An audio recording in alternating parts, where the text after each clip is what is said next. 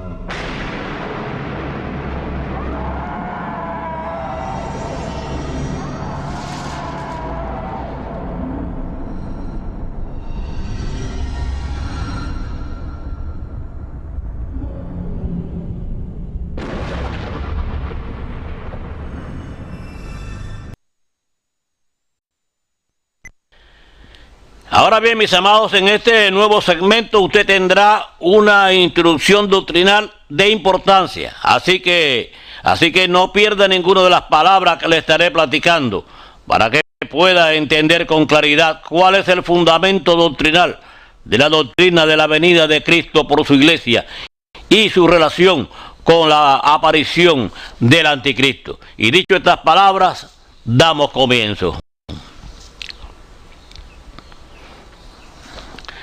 En 2 Tesalonicenses capítulo 2 y verso 1 nos dice la palabra: pero con respecto a la venida de nuestro Señor Jesucristo y nuestra reunión con Él, os rogamos, hermanos, escuche bien, que no os dejéis de mover fácilmente de vuestro modo de pensar, ni os conturbéis, ni por espíritu, ni por palabra, ni por carta, como si fuera nuestra, en el sentido de que el día del Señor está cerca. Nadie os engañe en ninguna manera, porque no vendrá sin que antes venga la apostasía y se manifieste el hombre de pecado, el hijo de perdición, el cual se opone y se levanta contra todo lo que se llama Dios o es objeto de culto, tanto que se siente en el templo de Dios como Dios, haciéndose pasar por Dios. ¿No os acordéis que cuando yo estaba con vosotros todavía os decía esto? Y ahora vosotros sabéis lo que lo detiene, a fin de que a su debido tiempo se manifieste. Porque ya está en acción el misterio de la iniquidad, solo que hay al presente quien lo detiene, hasta que a su vez sea quitado de en medio. Y entonces se manifestará aquel inicuo, a quien el Señor matará con el espíritu de su boca, y destruirá con el resplandor de su venida. Inicuo, cuyo advenimiento es por obra de Satanás, con gran poder y señales y prodigios mentirosos, y con todo engaño de iniquidad para los que se pierden, por cuanto no recibieron el amor de la verdad para ser salvos.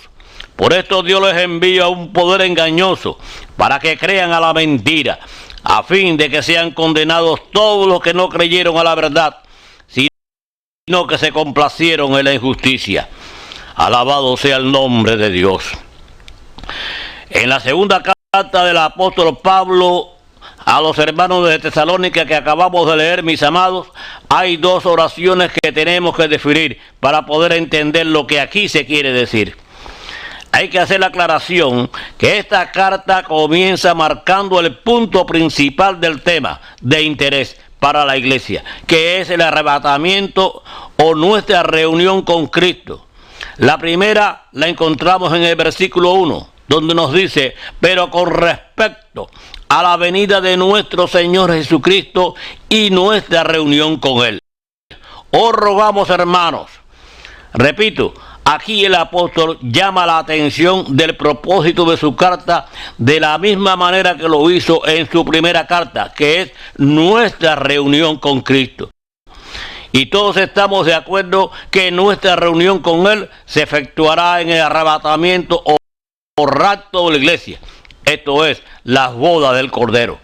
En su primera carta de 1 de Tesalonicenses capítulo 4 y verso 15 nos explica correctamente del punto principal del tema de interés para la iglesia.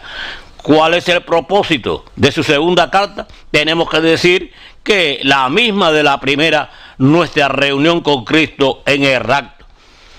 En 1 de Tesalonicenses capítulo 4 y verso 15 nos dice el apóstol Pablo en su primera carta: por lo cual os decimos esto en palabra del Señor, que nosotros que vivimos, que habremos quedado hasta la venida de nuestro Señor, no procederemos a los que durmieron.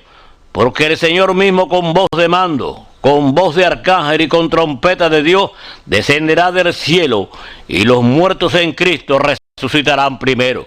Luego nosotros, los que vivimos, los que hayamos quedado, seremos arrebatados juntamente con ellos en las nubes para recibir al Señor en el aire, y así estaremos siempre con el Señor, y alabado sea su santo nombre. Entonces, mis amados, vemos claramente que su segunda carta es un recordatorio de su primera carta. Y ahora les aclara en su segunda carta, diciéndole en 2 Tesalonicenses capítulo 2, verso 3.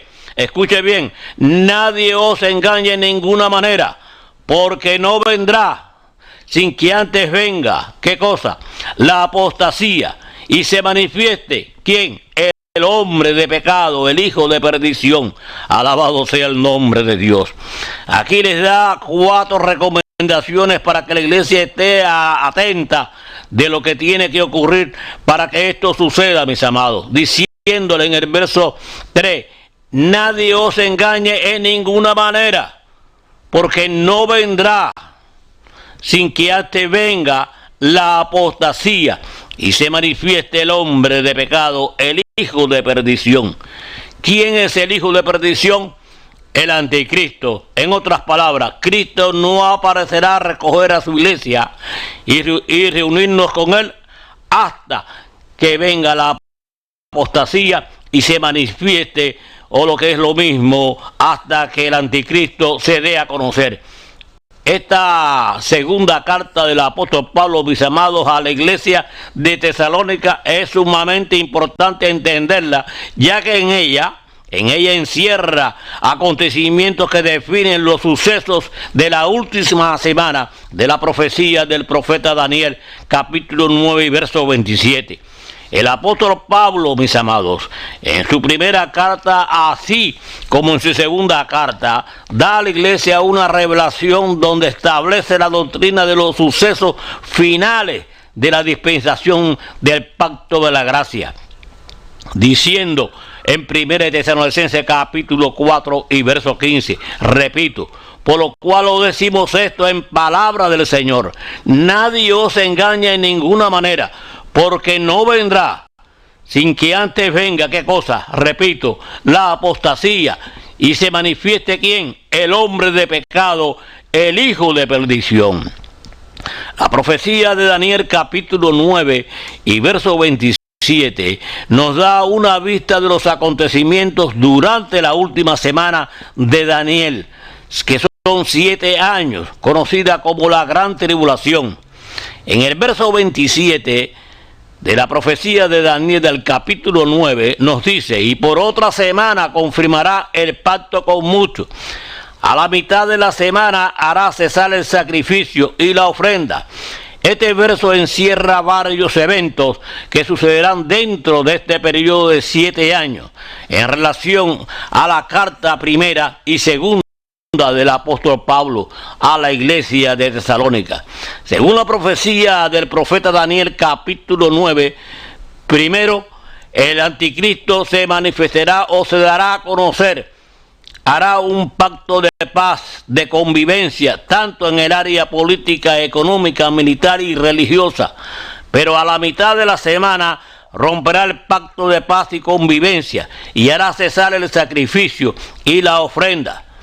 Ahora bien, según Apocalipsis capítulo 13, versos 5 al 8, declara, así también se le dio boca que hablara grandes cosas y blasfemia, y se le dio autoridad para actuar 42 meses, y abrió su boca en blasfemia contra Dios, para blasfemar su nombre, de su tabernáculo y de los que moran en el cielo. Alabado sea el nombre de Dios. Mis amados, tanto la profecía de Daniel capítulo 9 y las profecías del apóstol Pablo a la iglesia de Tesalónica marcan dos sucesos en relación al anticristo dentro del periodo de 7 años. Repito, el primero se dará a conocer estableciendo un periodo de 3 años y medio de convivencia y paz. Un segundo periodo de 3 años y medio donde rompe el pacto y tendrá autoridad por 42 meses, donde se manifestará con todo su poder, abriendo su boca en blasfemia contra Dios, para blasfemar su nombre de su tabernáculo y los que moran en el cielo. Y alabado sea el nombre de Dios.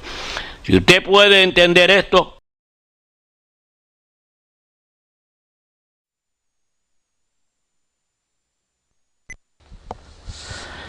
ahora bien, mis amados, antes de comenzar este segmento, les voy a leer en segunda de Tesalonicenses capítulo 4 y verso 6. Este verso encierra la doctrina fundamental en relación a la manifestación del anticristo. Darle la verdadera conjugación verbal nos ayudará a entender el propósito del mensaje y enseñanza que el apóstol Pablo nos revela, para que estemos bien equipados a la hora de los acontecimientos finales. Así que preste mucha atención a este segmento. En 2 de Tesalonicenses capítulo 4 verso 6 nos dice la palabra: y ahora vosotros sabéis lo que lo detiene, a fin de que a su debido tiempo se manifieste. Aquí comenzamos, mis amados, este nuevo segmento, pero aclarando que según la profecía del apóstol Pablo que hemos leído, así también como la profecía del profeta Daniel capítulo 9, muestran dos fases en un mismo periodo general de 7 años, dividido en dos tiempos, uno de 3 años y medio y otro de 3 años y medio, como ya hemos estudiado. Esto nos muestra que dentro del periodo general de 7 años de gran tribulación hay dos fases de la manifestación del anticristo. Un primer periodo como líder mundial en los conflictos generalizados, y un segundo periodo como la manifestación del hombre de pecado y el hijo de perdición, el cual se opone y se levanta contra todo lo que se llama Dios o es objeto de culto, tanto que se sienta en el templo de Dios como Dios, haciéndose pasar por Dios. Así que hay dos fases de tiempo dentro del periodo general de 7 años de la gran tribulación. Un primer tiempo del establecimiento del proceso de paz y convivencia, como el establecimiento del nuevo orden mundial. Y un segundo tiempo de juicio y desolación. Ahora bien, el profeta Daniel capítulo 9 habla de un primer periodo de tiempo, un pacto de paz de 3 años y medio, donde el anticristo se manifestará con su programa de un nuevo orden mundial, donde 10 de los países más poderosos del planeta harán alianza con él. Y alabado sea el nombre de Dios. Ahora bien, dentro de este periodo del primer tiempo de los 3 primeros años y medio, donde hay un pacto de paz, de convivencia, tanto en el área política, económica, militar y religiosa, el anticristo tratará por todos los medios pacíficos imponer o establecer el nuevo orden mundial dentro de este periodo de tiempo. Hay algo que lo detiene para que no pueda entrar en su segundo periodo de 3 años y medio. Y una vez que sea quitado lo que le impide, para que pueda manifestarse con todo su poder y romper el pacto hecho con los países en conflicto, una vez roto el pacto, se manifestará, repito, con todo su poder. Y precisamente este es el debido tiempo que el apóstol Pablo revela diciendo, a fin de que a su debido tiempo se manifieste. En 2 Tesalonicenses capítulo 4 y verso 8 dice la palabra, y entonces se manifestará aquel inicuo, y se le dio autoridad para actuar 42 meses. Según Tesalonicenses capítulo 4 y verso 4 nos dice, el cual, repito, se opone y se levanta contra todo lo que se llama Dios o es objeto de culto, tanto que se siente en el templo de Dios como haciéndose pasar por Dios. Además, hay o existe, mis amados, la interpretación errónea enseñando que lo que impide al anticristo manifestarse no en el segundo periodo de tiempo dentro de los 7 años, sino antes de los 7 años, es el Espíritu Santo. Y que una vez que el Espíritu Santo sea quitado de la tierra, entonces Él podrá manifestarse. Primero que todo, esa interpretación, mis amados, es sin ningún fundamento bíblico y fuera de todo contexto. Las Sagradas Escrituras en ninguna parte señala, insinúa ni enseña que el Espíritu Santo será quitado de la tierra. Lo que sí dice las Sagradas Escrituras es que en el tiempo en que el anticristo se manifieste con todo su poder, para que es el segundo tiempo donde él rompe el pacto, podrá hacerlo una vez que la iglesia sea raptada o recogida o arrebatada por Jesucristo, y alabado sea su santo nombre. Las Escrituras dicen bien claro que el Espíritu Santo estará en la tierra haciendo su trabajo con el pueblo de Israel. Ejemplo, en Zacarías capítulo 12, verso 8 nos dice las Escrituras, en aquel día Jehová defenderá al morador de Jerusalén, que entre ellos fuere débil, en aquel tiempo será como David, y la casa de David como Dios, como el ángel de Jehová delante de ellos. Y en aquel día yo procuraré destruir a todas las naciones que vinieren contra Jerusalén.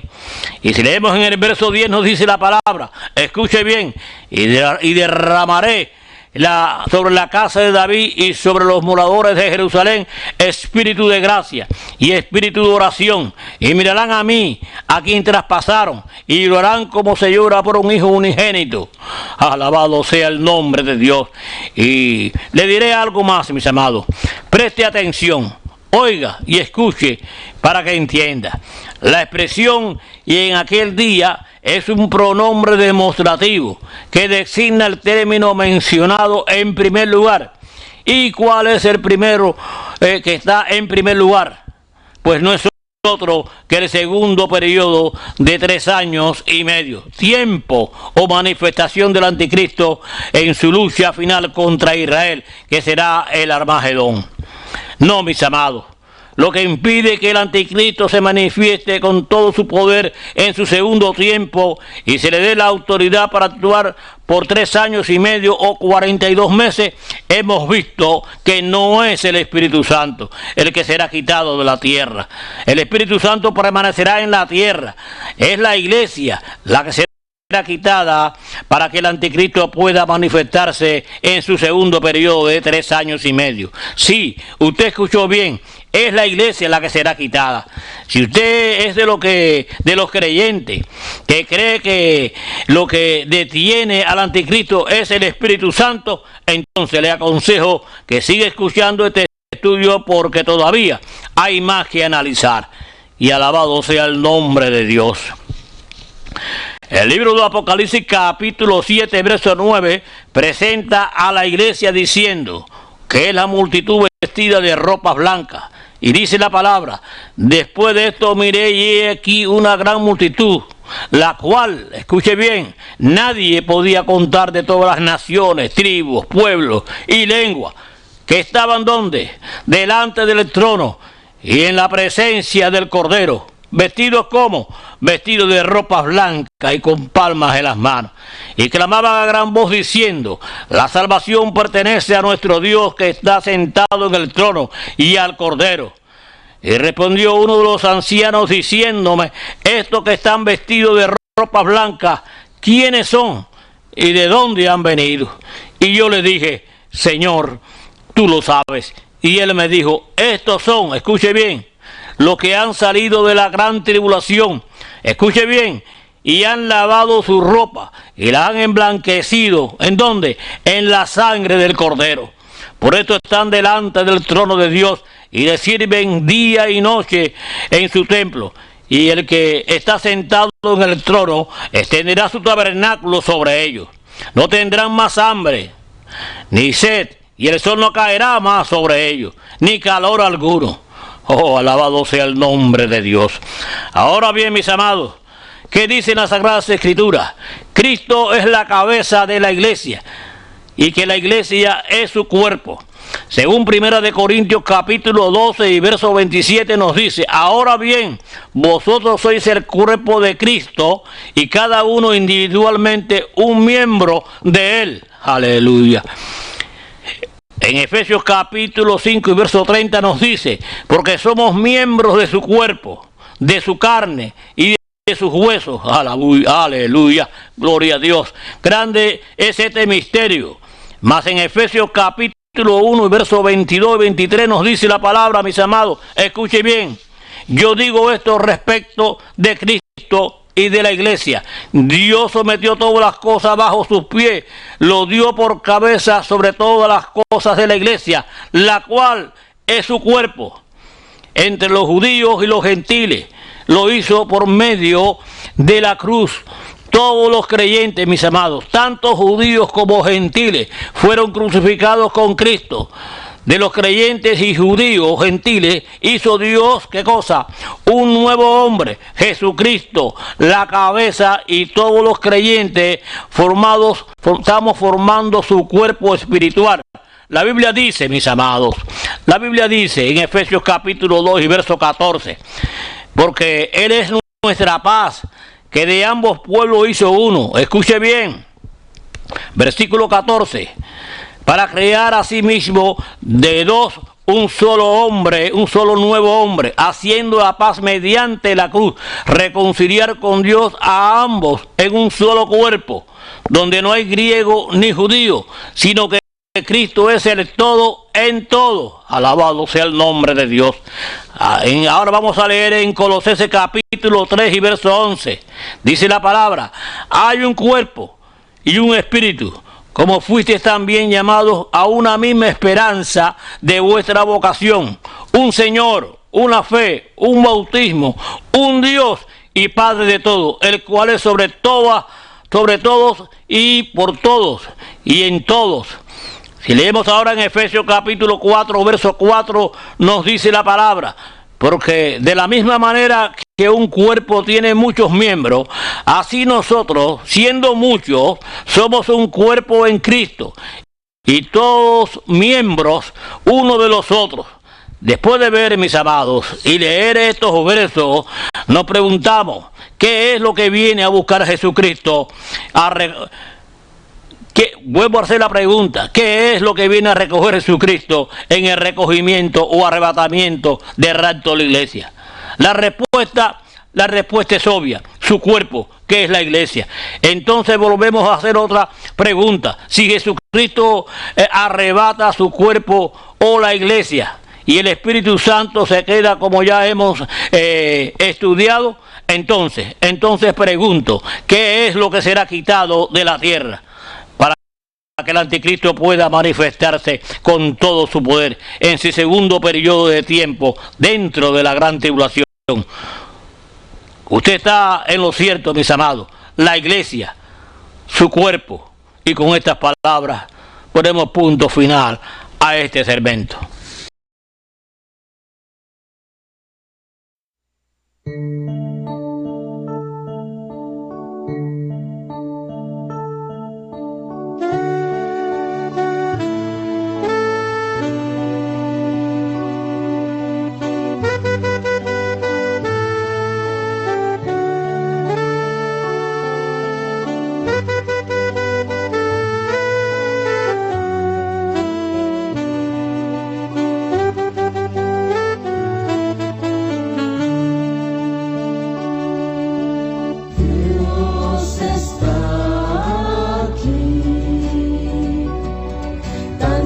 Como el aire que respiro, tan cierto como la mañana se levanta, tan cierto como que